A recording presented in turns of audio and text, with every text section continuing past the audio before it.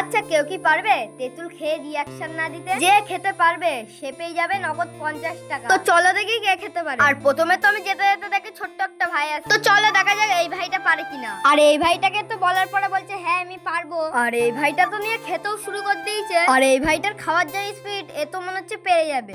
আর এই ভাইটা তো রিয়াকশন দিয়ে ফেলেছে। আর এই ভাইটা তো অনেক চেষ্টা করার পরও পারলো না। আর এই ভাইটা তো আর 50 টাকা পেলো না। তো চলো দেখি আর কে কে পারে। আর গাইস, আমি যেতে যেতে দেখলাম একটা ভাই বসে আছে। তো চলো দেখা যাক এই ভাইটা পারে কিনা। আর এই ভাইটার কাছে যেতে ওকে সবকিছু বলতে, ও তো বলছে হ্যাঁ আমি পারবো। আর ওই ভাইটাকে তো আমি একটা দিয়েও দিলাম। আর এ তো নিয়ার সাথে সাথেই তো এর মুখে ঢুকিয়ে দিয়েছে। তো চলো দেখা যাক এ পারে কিনা। আর এই ভাইটা এমন ভাবে খাচ্ছে, ওর কাছে তো মনে হচ্ছে কিছুই না। আর এই ভাইটারও খাওয়ার স্পিড দেখে ও তো মনে হচ্ছে পেরে যাবে। আর না গাইস, এই ভাইটা তো অনেক চেষ্টা করেছে, ও তো পারলো না। আর গাইস, এই ভাইটা তো 50 টাকা জিততে পারলো না। আর গাইস, সবাই তো বলছে এই তেঁতুলটা নাকি টক। আচ্ছা সত্যি কি টক? তো চলো আমি একবার টেস্ট করে দিই। আর গাইস, আমিও তো নিয়ে মুখে পুরে দিলাম। আর গাইস, প্রথম প্রথম তো আমার কিছুই মনে হচ্ছিল না। আর গাইস, সত্যিই তো খুব মিষ্টি।